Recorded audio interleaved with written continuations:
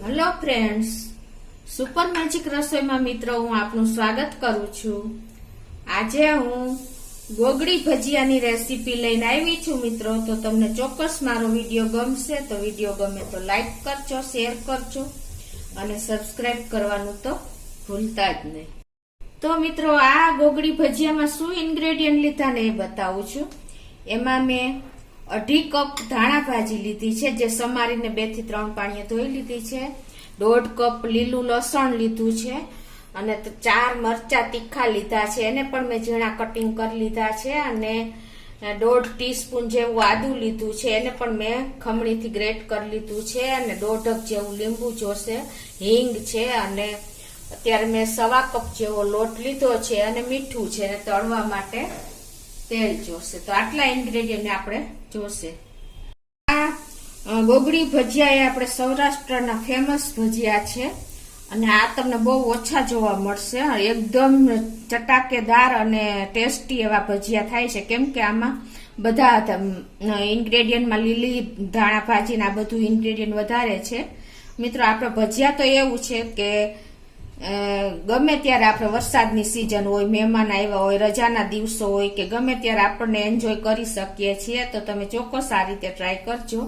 તો હવે પેલા આપણે આજે 2.5 કપ ધાણા ભાજી લીધી છે ને એને આ રીતે આપણે એક બાઉલમાં લઈ લેશું। અને 3 થી 4 પાણીએ મેં ધોઈ લીધી છે, સમારીને એકદમ ઝીણી।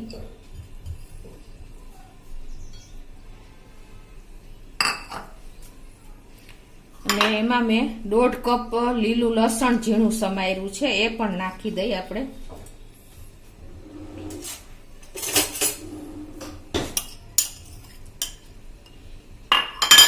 અને આ 4 તીખા મરચા છે એ લીધા છે, એ પણ મેં ઝીણા જ સમાર લીધા છે।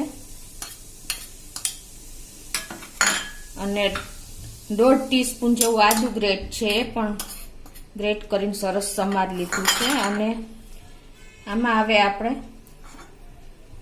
1/4 ટીસ્પૂન જેવી આપણે હિંગ નાખશું। હિંગનો ટેસ્ટ મિત્રો આમાં બહુ સરસ આવે છે। અને ટેસ્ટ એકોર્ડિંગ આપણે 1 ટીસ્પૂન જેવું આપણે સોલ્ટ નાખી દેશું।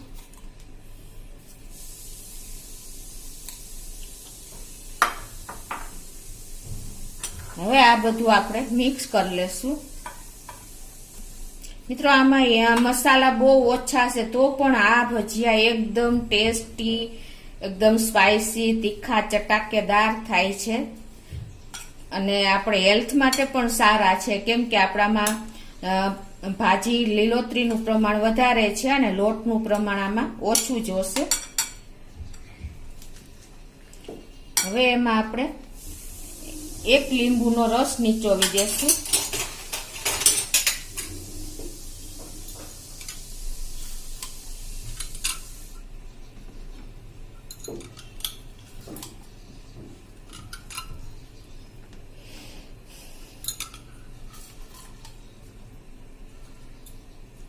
લીંબુ નાના છે એટલે મેં 1.5 લીંબુ લીધા છે।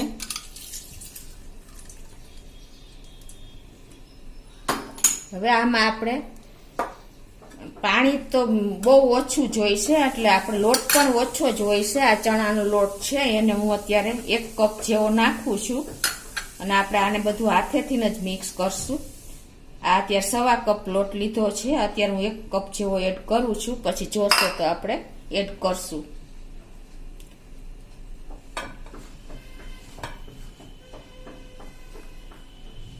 તો હવે આપણે થોડોક લોટ એડ કરી જોઈ, પછી હું તમને કહું કેટલો લોટ જોયો।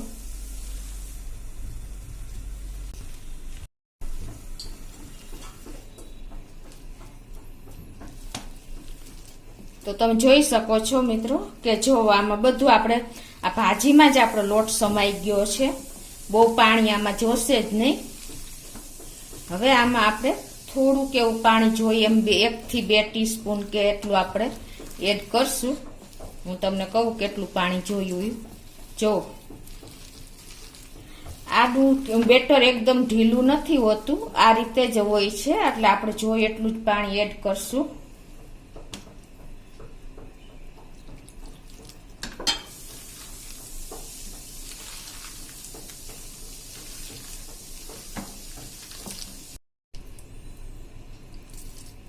તો જો મિત્રો મારે આમાં 1 થી 1.5 ટેબલ સ્પૂન જેટલું જ મેં પાણી નાખ્યું છે.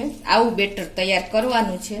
તમે જોઈ શકો છો આમાં બહુ લોટ પણ ઓછો છે અને પાણીનું પ્રમાણ પણ ઓછું જ જોશે અને ભાજીનું પ્રમાણ ફૂલ છે. તો હવે આપણે બનાવવાનું ચાલુ કરીએ. તો આ આપણે ગોગડી ભજીયામાં સોડાનો ઉપયોગ બિલકુલ નથી થતો અને ખાસ આમાં આદુનો પ્રમાણ વધારે હોય છે અને હિંગ એ 2 મેઇન છે મિત્રો. એટલે હવે આપણે આવી રીતે જો પાણીવાળો હાથ કરતો જવાનો અને તમને બતાવું કે આપણે ગોગડી ભજીયા કઈ રીતે પાડે છે.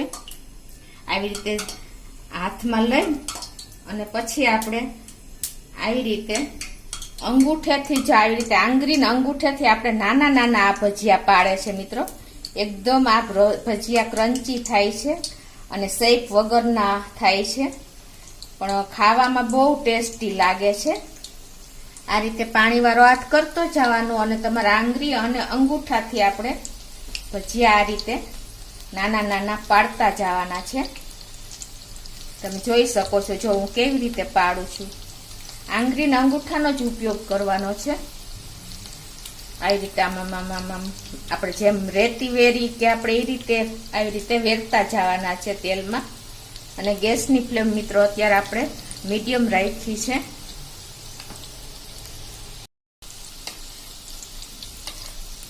તો આ રીતે બહુ આને ટાઈમ પણ નહીં લાગે. 10 થી 20 સેકન્ડમાં જ તૈયાર થઈ જાય છે કેમ કે નાના નાના હોય છે અને એકદમ આપણે ચણાનો લોટ ઓછો હોય છે એટલે તૈયાર થતા વાર જ નથી લાગતી. જો મિત્રો એકદમ આપણા ક્રન્ચી ભજીયા તૈયાર થઈ ગયા છે. હવે એને આપણે આ રીતે બાર ડીશમાં લઈ લેશું. આ રીતે આમાં તેલ પણ બહુ નથી આવતું અને એકદમ ક્રન્ચી થઈ જાય છે.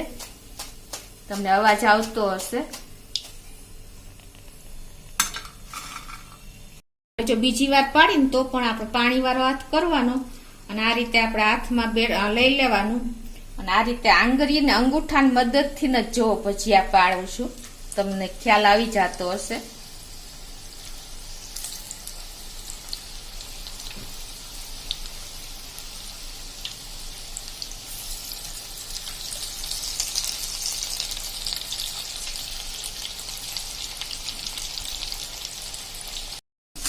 તો આપણી બીજી બેચ પણ તૈયાર થઈ ગઈ છે. તમે જોઈ શકો છો એકદમ ક્રન્ચી થઈ ગયા છે.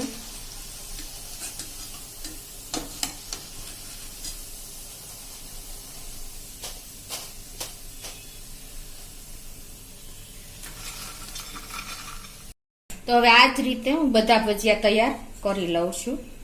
મિત્રો જો આપણા ગોગડી ભજીયા રેડી છે. એકદમ ક્રન્ચી થયા છે. તમને બતાવી પણ દઉં જો છે ને એકદમ આ ક્રન્ચી ને શાકભાજી બધી ભાજી ને લસણ થી ફૂલ એવા આપણા ગોગડી ભજીયા તૈયાર છે. હવે એને કેવી રીતે સર્વ કરે અને કેવી રીતે ખાવાને એ પણ હું તમને બતાવું છું. તેમાં મિત્રો કાંદાની કાંદા જોડે આ ખવાય છે. એટલે આ રીતે આપણે કાંદા ને લીંબુ આ રીતે ઉપરથી કાંદા ઉપર લીંબુ નાખીને અને આપણે આ રીતે પણ ખાઈ શકીએ છીએ. અને બીજું કે આ ભજીયા સ્પેશિયલ આપણે જે હિંગ હોય છે ને હિંગમાં મીઠું અને લીંબુનો રસ આ રીતે ઉપરથી આપણે લીંબુનો રસ નાખી દેવાનો અને આ રીતે આમાં બોળીને ખવાય છે મિત્રો. આ એન્ટિક છે. તમે આવી રીતે તો ક્યારેય તમે જોયા જ નહીં આપણે ભજીયા ખાવાની મેથડ.